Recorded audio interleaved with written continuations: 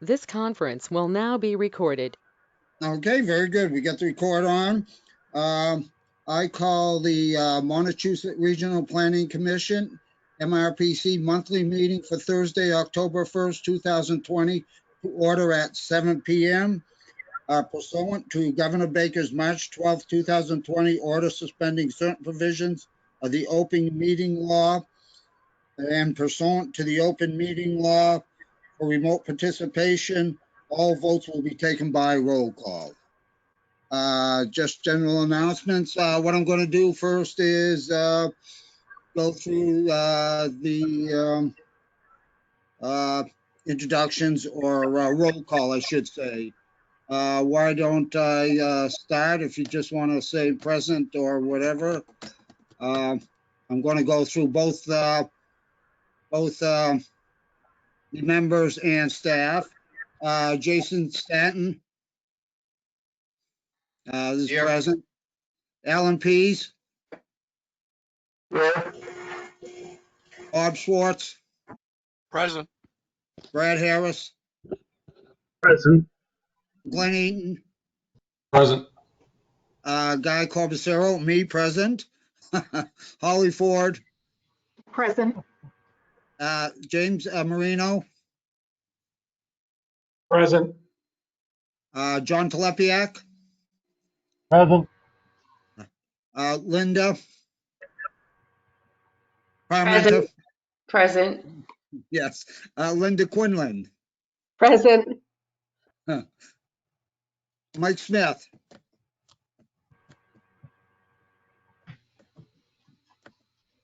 Mike Smith. He's there anyway, Yes, so. I'm here.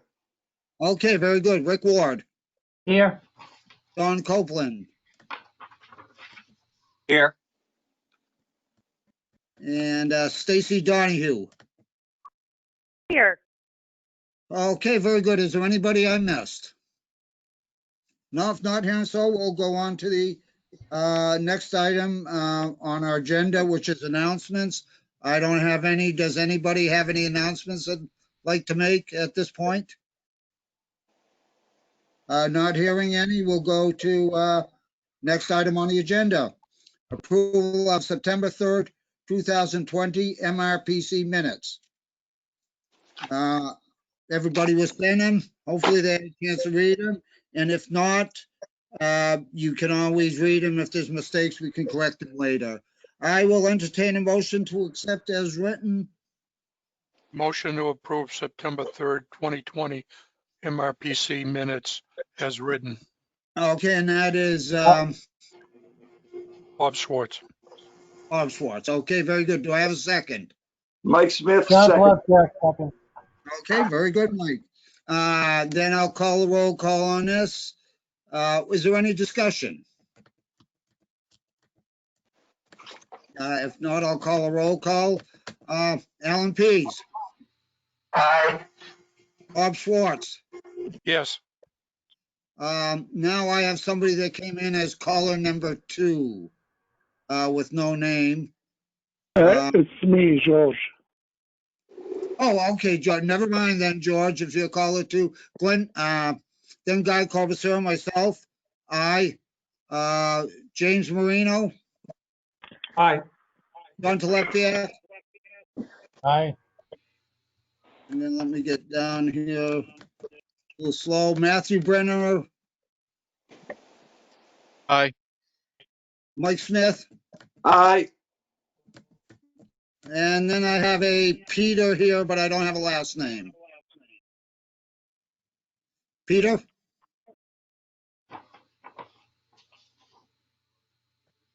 Well, I don't know who that is, who Peter is. And Sean Copeland. Aye. And Stacy Donahue. I'll have to abstain. I missed September. I'm sorry. Okay, very good. Okay, then we'll move on to those accepted cash schedule. Again, approval required on this. Page 2 of your handout. Who will be taking this, Glenn? I don't mind doing it. Linda Quinlan, do you want to explain it or do you want me to? You can go ahead, Glenn. Okay, I'm happy to do it. It's not a problem. Thank you. So we opened with a total balance of all of the accounts that we have of about a little over $343,000, 394, and then another half a buck. I do want to point out that the opening balances and then the on deposit at the end, you'll see the same names of the accounts, but I've never said this before, and I think we need to share that the EPA program income account, that is money that's not for operations. That's money that's paid back on an old revolving loan that comes to us. We made that 10 or 15 years ago to clean up a brownfield site in Clinton. So the rest is operational cash, except for the EPA. The cash receipts, we got over a dozen there that came in. They tallied about just under $159,000 for the month. So the total cash on hand before the warrant was a little over $500,000.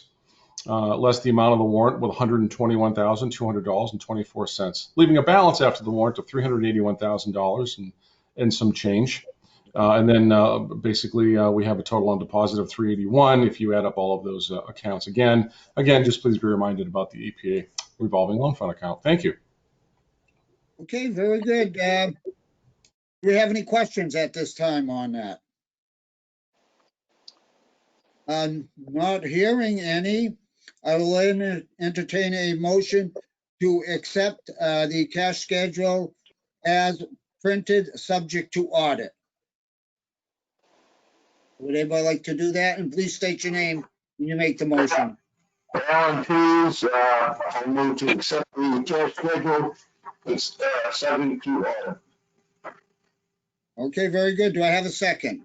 Bob Schwartz, second. Well, thank you, Bob. Okay, I will, any questions? If not, I'll take the roll call and start down at the bottom of my list with Stacy Donahue. Aye. Okay, very good. Sean Copeland. Aye. Mike Smith. Aye. Matthew Brenner. Aye. John Telepiak. Aye. James Marino. Aye. Let's see. I have myself on the list. Guy Corbisero, aye. And let me get up here. I don't know if I have any other members on the list. Going, Bob Schwartz. Yeah, aye. Alan Pease. Aye. Okay, very good. Did I miss anybody? Okay, it's accepted unanimously. Then we'll move on to our next item.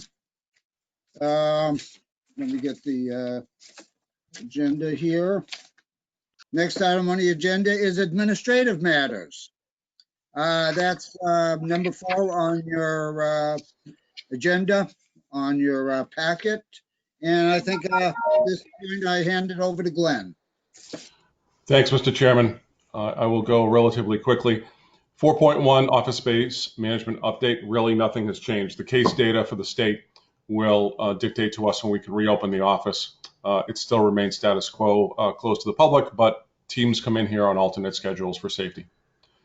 Can I move on to 4.2, Mr. Chairman? Oh, yeah, Glenn, please move on as you feel appropriate. Okay, but I'll pause if there's a question quickly. Thank you, Mr. Chairman. 4.2. So H48, for just a quick background, back in FY13, the Mass Board of Retirement was audited. It decided to send about 55 entities a bill for past retiree costs that it had never billed since the 50s or 60s from about over 50 agencies in the Commonwealth of Massachusetts. This item refers to H48, which is a piece of legislation filed by the Mass Board of Retirement to force entities to pay. The regional planning agencies are swept up in this. Basically, the Mass Association of Regional Planning Agencies, which is an educational, technical assistance and lobbying entity, the MARPA has hired a consultant to essentially protect our interests. And ultimately, we'll file a piece of legislation, meaning MARPA will file a piece of legislation on behalf of the RPAs in order to protect us, because we got our bill and it was around $1 million, and we can't write checks for $1 million, especially when your whole budget is about $1.5 million a year or $1.7 million. and then you only have $500,000 in the account. So there has to be some sort of legislative solution to this eventually. The status is that the consultant advises MARPA to wait until the end of this session, which is December 31, and then file in January. So that's the latest counsel we've received.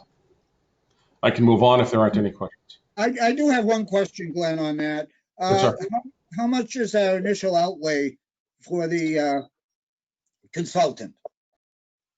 So it's not coming out of MRPC's pocket. MARPA, the nonprofit, is hiring the consultant. I don't have that number in front of me. I can get that to you to tell you what MARPA is hiring the consultant for, how much, and I can share that. That's easy. I don't know what it is, but it's not MRPC hiring consultant. It is the Mass Association of Regional Planning Agencies.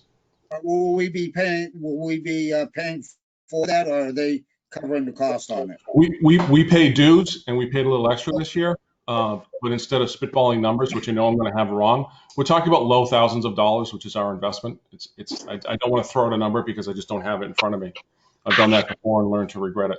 But I can provide that data if you want, Guy. That's not a problem at all. That's easy. I can do that in an email tomorrow. The generalization is fine. Great. Any other questions? If not, move on, Glenn. Thanks, Guy. No problem, Mr. Chairman. I'm not going to delve a lot into this. 4.3 on this page number 3 just talks about the state attorney general, Maura Healey's office, allocated a grant to us for $25,000, so we can allocate up to 25 $1,000 business grants to businesses.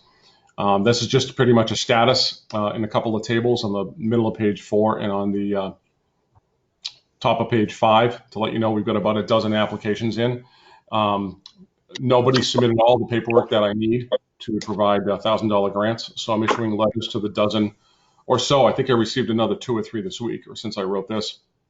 So I have to issue letters to all of them asking them for the other documentation, and then I will be on vacation from the week of the 5th. I'll be back on the 13th.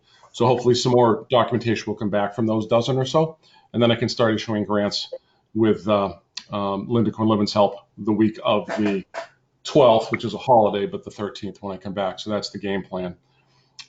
I don't know if there are any questions on that. If not, I'll move on. I do have a question, Glenn. You said there's a dozen people that applied for grants, $1,000 grant, you got 25,000. So is there more money, or is that administrative costs that the rest of the money comes up for? So the $25,000 grants that were available from the AGO, it's all money for programming. It's all money for the $1,000 per business grant. There is no admin tied to this. Basically, I'm just doing this because it's just the right thing to do to get money back on the street into these businesses. And based on the applications that I'm seeing for the losses of many of these businesses to the tens of thousands or hundreds of thousands of dollars over the last, let's say, calendar 19 into calendar 20, there's certainly a need out there. We're not being paid for this. It was just the right thing to do at the time when I learned that the RFP was on the street. Now, is that closed, or is there still money available if businesses are interested? The AGO's office offered us to extend the program. It says there on near the bottom of page 5, and we've requested an amendment through December 31st of this year. That's what they've offered to us. So I'm waiting for the paperwork to come back on that, but basically we can keep going. Okay, but if some constituent is looking for that 1,000, there's still money there, is what I'm. Absolutely. I had 12 applications. I like I said, I think I received 1, 2, or 3 more. Let's say I did. Let's say there's 15 in the email. In the email account, but I still have another 10 to go. So we have slots available. Yes, sir. Great, thank you. Any You're other very questions? If not, please go on, Glenn. Sure. 4.4, some similarity to 4.3, but kind of a different animal. So about the same time that I submitted the Attorney General grant for the 25K, there was another grant that I had written prior for Community Development Block Grant to the Mass Department of Housing Community Development. It says 4.4 on the bottom of page 5. It says FY20 Community Development Block Grant. It's actually FY19, so I want to correct my scrivener's error there. So we were able to obtain a $296,000 100 grant for 5 communities. You'll see the towns there. I reported on this before. The bottom line, the difference between the past report and this report is that the documents that were required to be submitted after the grant a management plan, a management contract, a food bank operational plan, or food bank's operational plan, were submitted to the DHCD this past Monday. DHCD approved the documents, and then they allowed us to proceed. What's that mean? So now Shirley and MRPC can contract with each other. And I sent a contract. I signed the contract Tuesday, and I sent it to the town administrator on Tuesday. Mike McGovern, just waiting for his signature to come back so that I can physically give this to Linda Quinn-Livin, our fiscal manager. She can put it on our contracts list. Jason can put it on our timesheets, and we can start delivering services. Holly Ford, executive assistant, will be the key player in this, and Holly's here tonight at this meeting. So Holly has some past CDBG experience for the last several years, and she knows the mechanics of this, and I've got some commercial lending in the background from about a quarter century ago. So we're putting some heads together to get this program administered. This program can go till December 31 of 2021. We want to make the 23 business grants to small businesses known as micro enterprises as soon as we can. So I'd like to make those. Given the nature of the paperwork with CDBG, it's going to take about 6 months, but I'd love to do it in 3. We'll see what happens. The food bank operations, the food banks operators for the towns of Lunenburg and Shirley and Townsend will receive grants of a little over $11,000 each. And that would be to provide food, bluntly, food, containers, and PPE, or personal protective equipment. The grants to the micro enterprises will be $10,000 max each. That's the summary of that, Mr. Chairman. Okay, very good. Thank you. Any questions? If not, please move on, Glenn. I will. I should say one last thing on 4.4, that we're getting paid to do this, about $38,000 or $39,000. So we get some admin for this one. Sorry, I forgot that. 4.5, strategic planning. I'll just sum this up. So basically, I planted the seeds the last couple of meetings that MEC and MRPC, I'm requesting and advising that we go through strategic planning processes. MEC had a board meeting last, I want to say Friday. Guy, correct me if I'm wrong, and John. Yes. So the Montechusett Enterprise Center, for those of you who may not know, is a private nonprofit affiliate. It's a 501c3 nonprofit. It's a regional community development corporation. It's been around since 2003. So I'm asking the MEC Board of Directors to implement a strategic planning process that we want to have done prior to Thanksgiving holiday, so that we can take that information, hand it to these folks, planning commissioners, at the planning commission meeting of December 5th, and that we can initiate on the MRPC side a strategic planning process basically through the winter. If it takes 2 meetings, fine. If it takes 3 or 4, whatever the planning commissioners want to take. That's it. Basically, Rebecca Bielecki, who serves on the commission, and she also serves on the MEC Board of Directors, is in her day job. She's managing the Franklin Hampshire County Division of Labor and Workforce Unemployment or Employment Office. She also has a consulting business, and she does strategic planning. She's helping MEC through the strategic planning process. What's italicized in the second paragraph there are items from a spreadsheet that she's going to shepherd us through. What are our goals, strategies, and so on and so forth. Comments from the staff and the commissioners will be most welcome during the strategic planning process. That's all I really had to say about that. Just a quick update. Thank you. Thank you, Glenn. Any questions? No, please move on. So 4.6, September meeting, I asked to do a budget amendment either at this meeting or the November meeting, and I'm going to ask for that at the November meeting. But I did want to give you just a quick update. So all of a sudden, but in a very good way, there were 4 contracts to sign this week. One for a complete streets plan for almost $40,000 for the town of Sterling. I already mentioned the Shirley MRPC CDBG COVID management response contract for about $38,000, almost $39,000. And then a couple of contracts for $500 each for the towns of Athol and Townsend to prepare their ADA, or Americans with Disabilities Act, grant proposals that will be submitted to the Mass Office on Disabilities, or MOD, basically in the next few business days. I believe the apps are due next year. As a side note, any communities that pursue community development block grant money must have an ADA plan on file before it can pursue CDBG. And that's why some of these towns are doing this now, which is a good thing. Somebody's going to mute a mic now. I think that's George. I was gonna say, anybody that's not speaking, please mute. The amendment that I'll ask, this is really the important part of the 4.6. So Linda Parmenter and Linda Quinlivan were great. A couple weeks ago, they came to me and they said, you know what?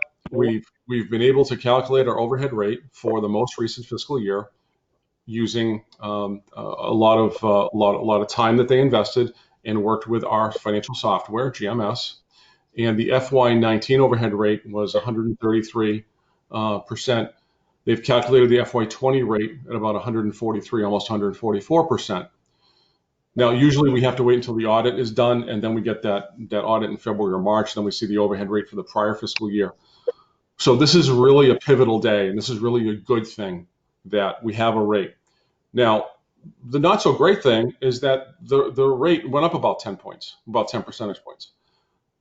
But the beauty of not having to wait another 6 months into the fiscal year is they explained to me where the costs have gone up in the admin budget. Those are bulleted there at the bottom of page 6 and the top of page 7.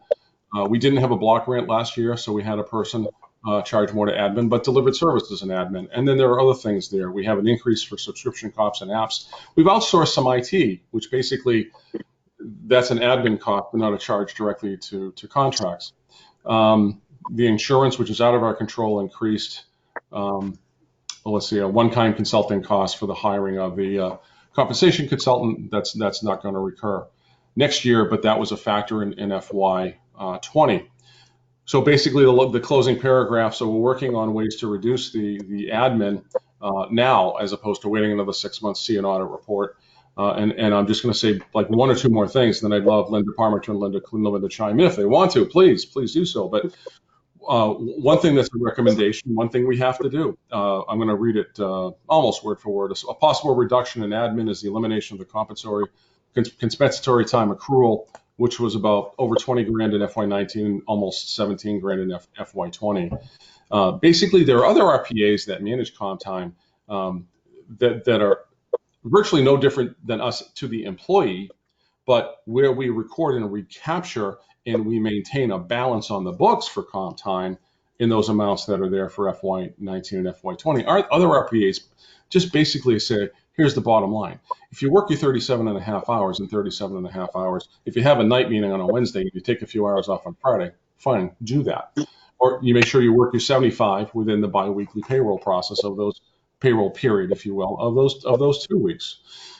So I know that Central Mass Regional Planning Agency does this. We're going to look at some other models and basically go to the commissioners because this is a benefit. This is in the personal policies. We'll have to ask you for a tweak of that policy so we don't carry it as a liability. If we don't carry it as a liability, but the employees can still take that time off when they're earning it, but within the 2 weeks, then it can be considered a win-win. So that's all I really had to say about that. This is something that I want to do not alone, but I want to make sure that management team and I work on the narrative for this and get this requested for approval before the end of this calendar year, because we really need to eliminate some costs that we've incurred, and this is an easy one to do bluntly, and the others are going to be okay. The last thing I'd say is I had a great talk with Jason yesterday about, there are other RPAs that do a better job of charging costs, like the printing of documents, the printing of maps and other stuff, and they have a direct charge to contracts. And we just have to have, I think, a policy to do that, to have charges for contracts when they come up to go do something internally, not always hit the admin side or the admin budget. With that, I'd like to shut the heck up. And if Linda Parmenter or Linda Quinlivan would like to say anything, I would love to hear them talk about this. Please. I have nothing to say. You basically just said exactly what we discussed a couple of weeks ago. I do, however, think that we need to I'd like to meet with you again on it, Glenn, and discuss some further things before you present it to the commission. There'll be a lot of discussions with not just LQ, but with all the managers too. I've talked to. Yeah, absolutely, yes. Okay. All I would add is that that direct charge for admin sounds like a great idea. I'm not sure how that works, but that would be great if we could incorporate that. I think basically we're all on the same team. We'll just work out the details. Yeah. Thank you, Mr. Chairman. That's all I have unless there are any other questions, sir. Okay, great. Now we have, move on to 4.7.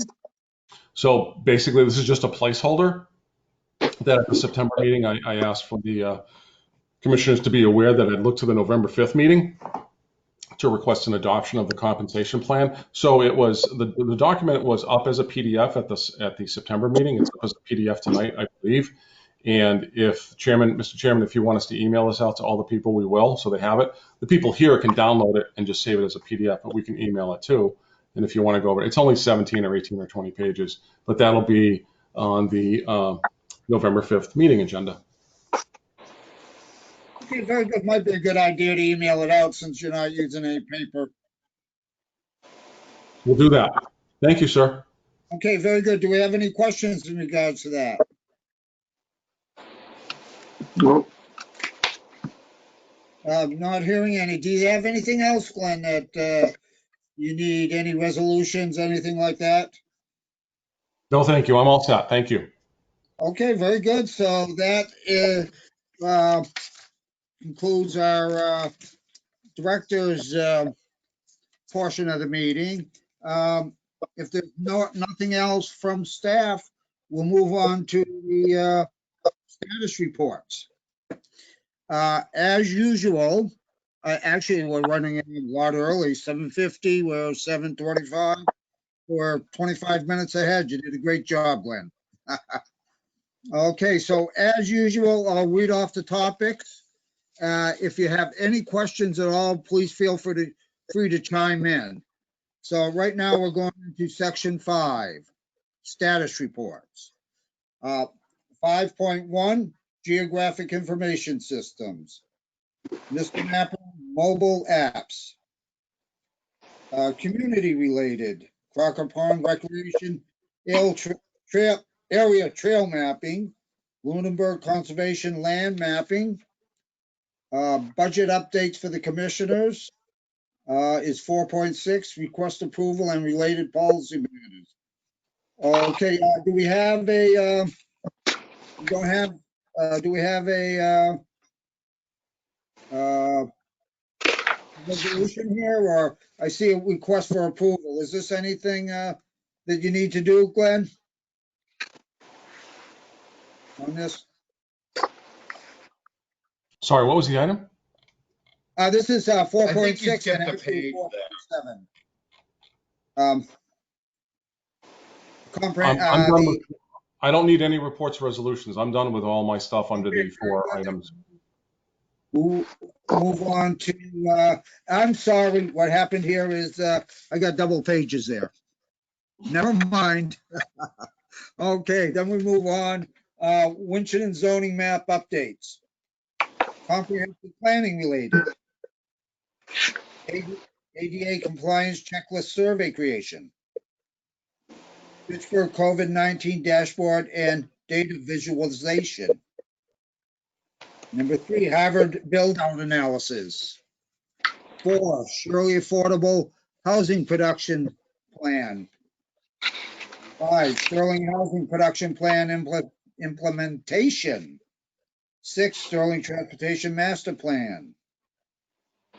7, Townsend Chapter 43D feasible study. Westminster Open Space and Recreation Plan update.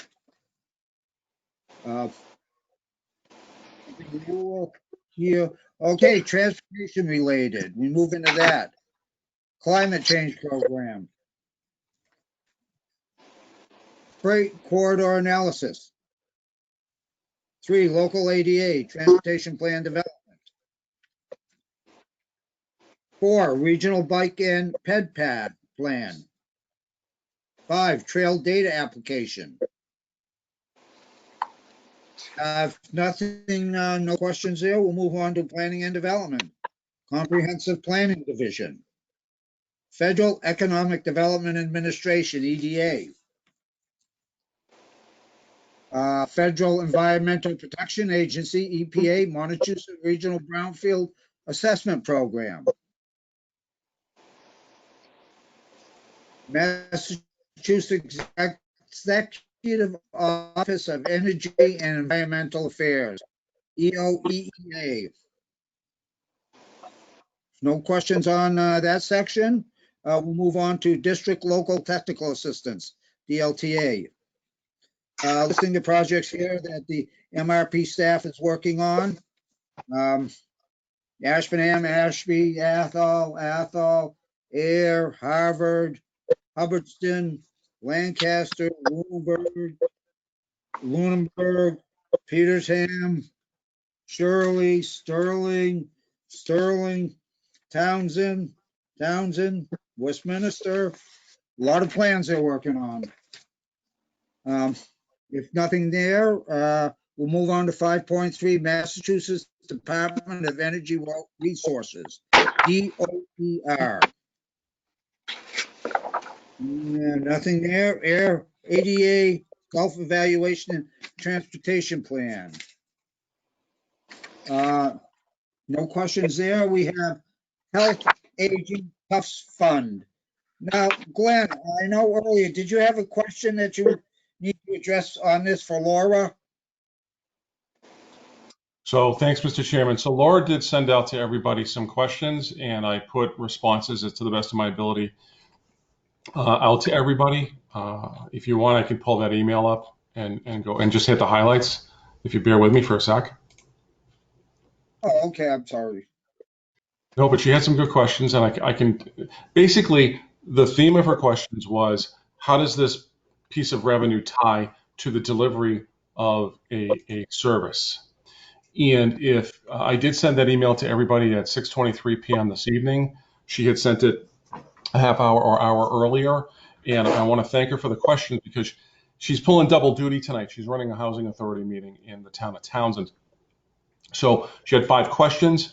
The first one was about cash receipts. And basically cash receipts are just checks or EFTs, electric fund transfers that come into the office for basically every contract that we have. Not every contract pays us every month, but cash receipts are cash receipts for every anything conceivable that we could get paid for. And that's in the cash schedule. Like I said earlier, there were about a dozen checks, if you will, that were received. She had 3 questions that were all answered in the handout. When do we get the MART funds? How are they used? So we have a more robust status report structure now, so you can see that everything GK George Kahale is working on is on pages 16 to 17 transit. She had a question. Well, what do we do for MassDOT planning? Everything there is answered under pages 18 to 20 from Brad, and the MEC Tufts grant was reported out tonight. You know, what is the Tufts Healthy Aging Momentum Fund and what's the status, or what is that project? That's answered on 14 to 15. I couldn't answer the transfer. There was a $2,000 transfer. I did say that I just couldn't remember because I had a brain fade when I was typing the letters. Linda Quinlivan can help me with that one. I'm sorry, I couldn't remember what that was, Linda. But that's the gist of what Laura Schifrin's questions were, Mr. Chairman. Okay, very good. Thank you very much. We'll move on if there's no questions to what Glenn just said. Next item is Massachusetts Department of Transportation, Mass DOT More Rides Planning Project. Massachusetts Department of Transportation, MassDOT Winchendon Volunteer Drive Planning Project. Mass Department of Energy Resources, DOER, Affordable Access Regional Coordination, AARC. No questions on that section. I'll move on to Community Development Division, Massachusetts Enterprise Center, Inc. Then we go on to 5.4, Transit. Support of 3C, list of different towns, Winchendon, Littleton, Danvers, Shirley, Air, and public meetings. Staff met with RPA Transportation Manager Group on September 1st, and more meetings there.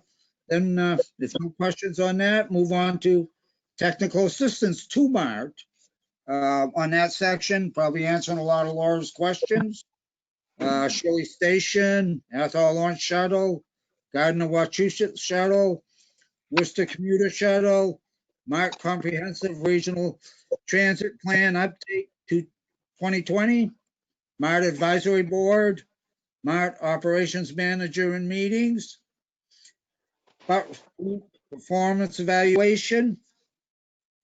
Going through, and that goes through that section on George's watch, and then we'll move on to 5.5 Transportation. And MRPC staff is working on the following projects: support of the 3 Cs, unified plan. Let's make sure I didn't mess up my pages here. 50. Okay, I'm good. Unified Planning Works Program. Then we move on to 3, Public Information and Participation Program. 4, Development of TIP. 5, Environmental Justice Title 6. And 5 again, Regional Demographics and Model. 6, GSI Mapping and Analysis. No questions there. We move on to 7, Data Collection and Analysis Program. Pavement Management Systems. Before and after safety analysis. Freight corridor analysis. Performance measures. Travel options and rideshare program number 12. And then travel by tourism.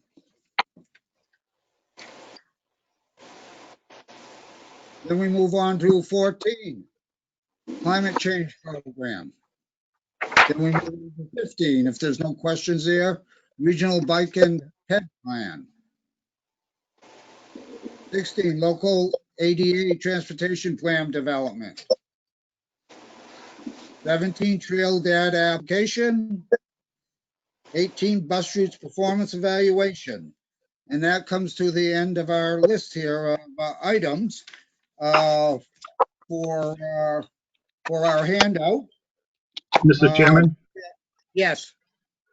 Yes. I just have one item to add. I sent the chat to everybody just to let them know. There will be no MJTC meeting this October. The regular meeting on the 14th has been canceled. The next MPO meeting will be October 21st at 1 p.m. So that's still going on in October. For the MJTC, their next meeting would normally be in November, the second Wednesday. However, the second Wednesday is November 11th, Veterans Day. So they've chosen to move the next meeting to up a day to Tuesday, November 10th, 2:30 p.m. So just let everybody know. And it will be on the calendar on the website with announcements. So there's no October MJTC. There is an MPO meeting on October 21st. And the next MJTC will be Tuesday, November 10th. Okay, very good. Thank you very Mr. much. Chairman? Yes. Yes, hi, this is Peter Cunningham from Groton, and I'm sorry I was in and out of the meeting. I've been having computer problems on this end. Was there any discussion yet, or have you gotten to the point in the agenda talking about the Brownfields grant? No discussion, but I don't think John's with us. Can you possibly talk to that, Glenn, or somebody? I can try. Yes, sure. What is the question specifically, and how can I help? Yeah, the question is, Groton had received a letter from, I guess, John Hume about money that was still available in an EPA grant to deal with brownfields. And I know we actually had a visit out at, do have a site in West Groton. We had a visit to that site with Joe McLaughlin from the Beta Group and looked at it, and an application was submitted. So I'd understood there was going to be a Brownfields committee meeting at some point where that, application would be reviewed. So I'm just wondering if there's any schedule for that coming up. So to my knowledge, the Brownfields meeting has not been held. I'm pretty confident about that. I'm going to skip over and cheat a little bit, and I'm going to look at our website to see if it's up there. I see MRPC and then JTC. And then MPO, and then MRPC. So I don't see it posted yet either on the website. So okay. I will tell you what before I leave here, when I demute myself when we're done, I'll just email John right away and I'll ask him if there's a brownfields meeting coming up. We had an inquiry from Groton this evening, and Groton would like to know. How about that? That sounds good. Yeah, very much. Thank you very much. You're very welcome. Sir. I just want to know, usually John emails me on that and I haven't got any notice, so I kind of go with, it's probably not scheduled yet. But yeah, Glenn, to check that. Great. Okay. Thank you very much. My pleasure, or Glenn's pleasure also. And then we have new business. Glenn, do we have any new business, or Linda or anybody that would like to bring something up? Not I, sir. Linda? Well, it looks like we're going to be done in record time. If I don't have any questions, because Winchendon's on Chronicle tonight at 7:30 on Channel 5. And my wife's on it and I might be on it. So I'm going to run down and check it out. Hey, that's great. Okay, very good. If there's no other questions, I will close this meeting at 7:41. And thank you, everyone. Thank you, Guy. Thank you, sir. Yeah, thanks. Good night. Good night. Good night.